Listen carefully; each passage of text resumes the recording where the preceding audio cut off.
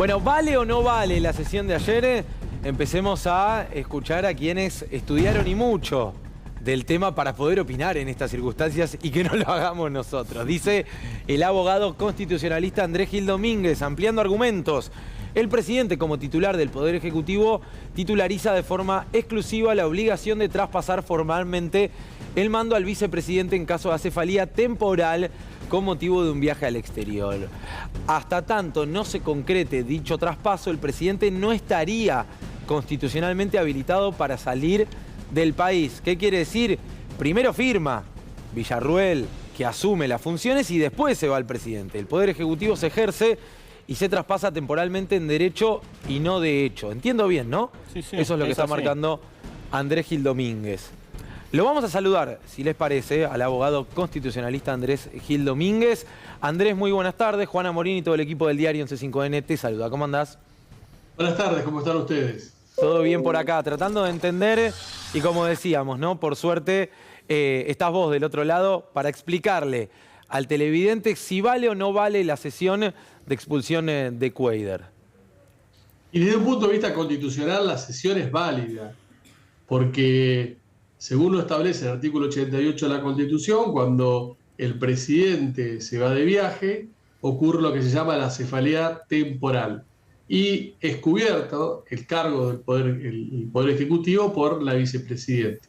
Pero para que esto suceda, para en caso de una cefalea temporal asuma la vicepresidenta el cargo del Poder Ejecutivo, se tiene que dar el traspaso de mando a través de un acto administrativo formal, que es un acta que confecciona y da fe pública el Escribano General de Gobierno, en donde consta el día, la hora, el lugar, el traspaso de mando y el tiempo por el cual va a durar el traspaso de mando. Sin ese acto formal no hay traspaso de mando.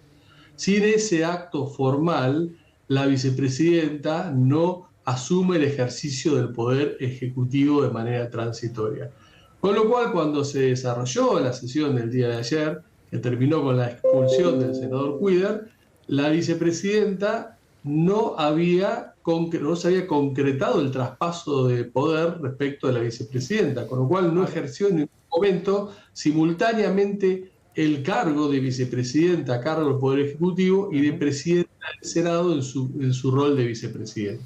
Bien, entonces... Desde ese punto de vista, no existe ningún tipo de controversia, ningún tipo de dudas, y reitero que el principal responsable de hacer el traspaso de poder es el presidente, que es el que titulariza el Poder Ejecutivo, es el que se va de viaje y es el que tiene que garantizar el traspaso de poder antes de irse de viaje. Claro. O sea, para que quede claro, lo que debió ocurrir es que el escribano asistiera a Victoria Villarruel, que Villarruel firmara, y una vez que puso el gancho Villarruel, Milei se va del país. No antes, no antes. No antes, no puede irse antes. Y esto lo puede hacer el día anterior también. Claro. Ahora, Andrés, si yo te pregunto quién fue el presidente de Argentina ayer a las 3 de la tarde, ¿qué respondemos? Que ayer a las 3 de la tarde existió un vacío de poder en la República Argentina en términos de quién ejercía el Poder Ejecutivo plenamente. Piloto automático estuvimos, ¿no? 4 horas en Argentina. De anomalía inconstitucional, de anomia legal, una situación irregular desde el punto de vista constitucional, porque en ese periodo nadie ejerció el Poder Ejecutivo. Tuvimos sin presidente 7 horas. Por suerte estaba Francos, algún secretario de Estado estaba en Casa Rosada, ¿no? Ahora, doctor, sí, por lo que usted explica en su posteo, entonces el presidente Javier Milei también cometió una irregularidad institucional, porque él se fue del país sin que se haya concretado el traspaso del poder. Le pregunto, en el caso de que él también quede expuesto a, no sé, una acción de incumplimiento de los deberes de funcionario público, pero también cometió una irregularidad. Es claro y notorio que cometió una irregularidad. Quien titulariza el Poder Ejecutivo, quien detenta el poder y debe traspasar el poder del Ejecutivo a la vicepresidenta, es él, porque es quien está viajando y tiene que garantizar y asegurarse que antes de viajar exista el traspaso de poder con las formalidades que garantizan la continuidad institucional. Claro. Claro. Ahora, se habló mucho de, otra vez, me agarro de las redes sociales, yo sé que parece un tema menor, pero con este gobierno hay que prestar tanta atención a las redes sociales como al boletín oficial, más o menos, de una posible denuncia por incumplimiento de los deberes de funcionario público hacia Victoria Villarroel. Por lo que entiendo, lo que estás planteando, Andrés, es exactamente al revés. El posible incumplimiento. La vicepresidenta en ningún momento incumplió con sus deberes, porque como vicepresidenta preside el Senado, presidió la sesión del Senado y ejerció plenamente sus facultades constitucionales. Pero vamos a la hipótesis de que Victoria Villarroel hubiese ejercido ambos cargos de forma simultánea. Esto no le generó al ex senador Cuidar ningún tipo de perjuicio directo e inmediato, porque era una sesión en donde la vicepresidenta no podía desempatar, puesto que o se llegaba a los 2/3 Claro, a la expulsión o no se llegaba, nunca podía haber empate. Así que aunque hubiese sido un ejercicio simultáneo de ambos cargos, que no lo fue, no le generó ninguna limitación a los derechos, no existe la nulidad por la nulidad misma. Las nulidades existen en la medida que se puedan verificar derechos realmente afectados. Y acá el eventual ejercicio duplicado de cargos por parte de la vicepresidenta, en lo que se resolvió a Cuidar, no la afecta claro, en lo más. Si ayer hubiese ocurrido la ley Bases, era otra cosa, pues la ley Bases, recordemos, con el voto de Cuadra, además, con desempate, exacto, resultó empatado y ahí desempató Villarroel. Ahí tal vez sí se abriría todo un debate, ¿no? Por eso, cuando se votó la ley Bases y el presidente Milei tenía un viaje, esperó primero que se votara la ley Bases y después se fue de viaje y traspasó el poder. Y lo hizo otra vez. ¿Cómo lo hizo esa vez? A través de un acta del escribano general de gobierno. Claro, en este caso, Milei se fue antes. Exactamente, el que se fue, digamos, sin buscar a su reemplazante fue Milei, el que se fue antes de tiempo, digamos. Sí, totalmente contrario a lo que hizo cuando aconteció la votación de la ley Bases, en donde ahí sí la vicepresidenta tenía la eventual posibilidad de desempatar y tuvo que desempatar.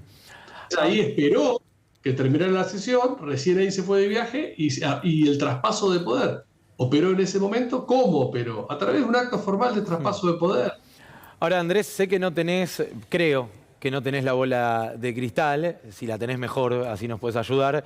Pero yo decía recién, especulando un poco con Ezequiel, bueno, tal vez el plan es que esto entre en un derrotero judicial que haga que la expulsión de Cuadra no se concrete, sobre todo especulando con que el peronismo no sume un senador más, una senadora más. En este caso, ¿es posible que esta presentación que realizó Cuadra a través de sus abogados progrese y que entre en un derrotero judicial, o vos decís no, rápidamente va a ser descartado o debiera ser descartado? Con este argumento difícilmente te haga posibilidad de éxito. Donde quizás pueda tener mayores posibilidades de éxito es que se violó el derecho de defensa, el derecho a ser oído. Es un derecho que está en la Constitución y en los tratados sobre derechos humanos, que se aplica a cualquier procedimiento administrativo que tenga como fin limitar derechos o aplicar sanciones. Y la expulsión del cuerpo es una sanción.